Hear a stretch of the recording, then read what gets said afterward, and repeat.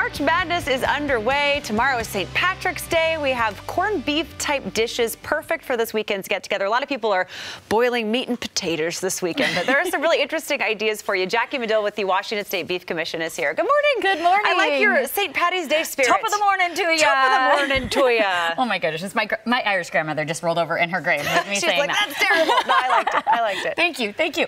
Yeah, so I mean, 'tis the season for corned beef, right? So this can be an overwhelming kind of dish because you do think like grandma made this. Like I don't want to mess this up. So we're standing in grandma's kitchen. We are standing in grandma's kitchen. I love it. I love it. So, so I just want to make corned beef easy for everybody. We're just going to break it down. Boiled dinner is what it's traditionally called because you would traditionally toss everything in a pot, put a bunch of water over it, put a lid on it, and let it do its thing for a couple hours. I think on a weeknight especially, it's a lot easier when you can make use of your crock pot. Yes, please. And you don't actually want to boil your corned beef because that can make it a little bit tough. It overcooks it really. You want to gently simmer it. We're looking for like hot tub level here, right? We just want to like relax, relax those muscles. Put on that swim cap, get in there, corned beef. Go for it. So this is a super, super easy way to do this. I like to take a variety of vegetables, celery, maybe some onion, a couple potatoes, maybe a wedge of cabbage. This is all adding flavor to your meat as you cook it, right? This is not actually maybe the vegetables that we're really going to eat. I like to roast my vegetables separately.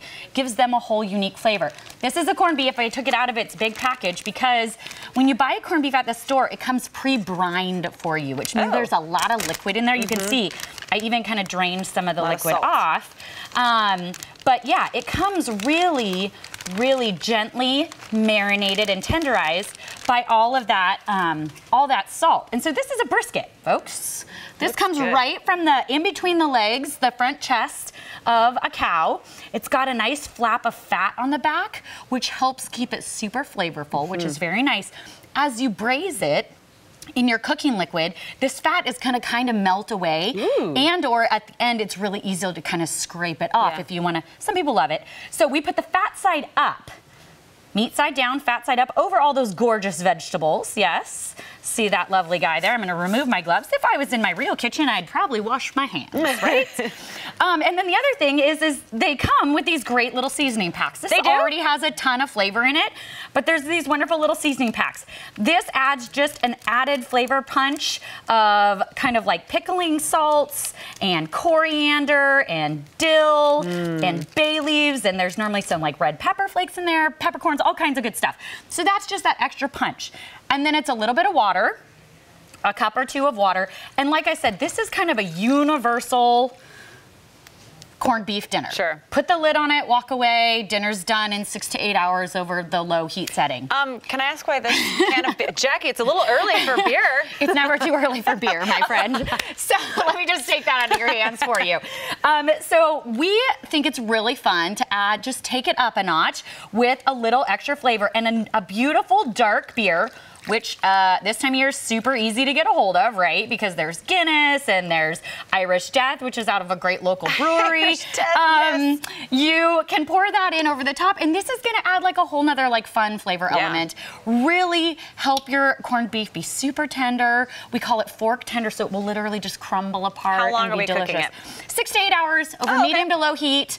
It's gonna get nice and tender and easy to use. So your other vegetables that you'd wanna use is you can just slice up your cabbage, potatoes, toss them in some butter, put them in the oven on a baking sheet for just until they soften. You kind of avoid the soggy vegetables. Now, if you love soggy vegetables, go for it, because my parents always had parsnips and rutabagas and carrots and potatoes, and they threw it all in the pot, and it was delicious. So then, if you just want to get like super duper fancy, maybe you're waiting until Saturday and you've got a little extra time. I mean, you could like put this all in the crock pot and go to soccer, go to baseball, whatever, go to work, whatever day you're celebrating. This is really fun. This is a red currant jelly, basically, and then you just get it in the jelly section. Add some Dijon mustard to it, and it's a really yummy, kind of tangy, sweet sauce that I think is just lovely to put over the top. You can glaze your whole roast with it once you pull it out, or you can just do a nice little serving of it gets all over your veggies and everything, and it's just lovely and pretty. It kind of lets your corned beef really pop. Now, if this is as delicious as it looks, you're going to want more of it. So Right. how do you do the leftovers? So the leftovers is just your corned beef. At the end of the evening, let it cool down, slice it up, chunk it up, whatever you like best. And then I love a Reuben sandwich. So you would just grab some great rye bread, All right. a nice white cheese. This is an Irish cheddar, which I love, which is super fun. Oh, so you can smell yummy. how sharp it is. Yes. Oh. You need Thousand Island or Russian dressing, whichever you prefer. Delicious. Smushy that on there. I love it warmed up a little bit so you can put it in the oven just to toast your bread and melt your cheese. Sauerkraut is a requirement because that's your daily dose of cabbage right there. I'm regretting. Extra cheese. I'm sorry. I should have put. Sorry, guys. I'm really letting you down. There we go. Now It that's looks a sandwich. lovely. You really can't screw it up, right? And then, yeah, you would just take nice big chunks of your corned beef and toss it in there. And this is what we like to call corned beef madness. You know, pick your favorite corned beef recipe, put it together, and hey, give us a shout out on Facebook or Instagram. Ooh. We're running a really fun. Sorry. We're running a really fun campaign. You can win a cool T-shirt from the Beef Commission if you let us know what your favorite corned beef recipe is. Jackie, thank you so much. You are welcome. Is Happy it safe St. to Patrick's take a Day. bite of this? I think I would take a bite of it. I mean, we could eat off both ends. There's That'd be nothing- awesome. Would you like, there's nothing viewers like more than watching us eat on television. I know, right? Oh, you eat, wow. I'll pop open another beer and Okay, we'll be good to go. perfect. And that's wabeef.org. Wabeef.org or Beef is What's for Dinner in Washington State on Facebook. Jackie, thank you. And top of the morning to you. All right, hang on.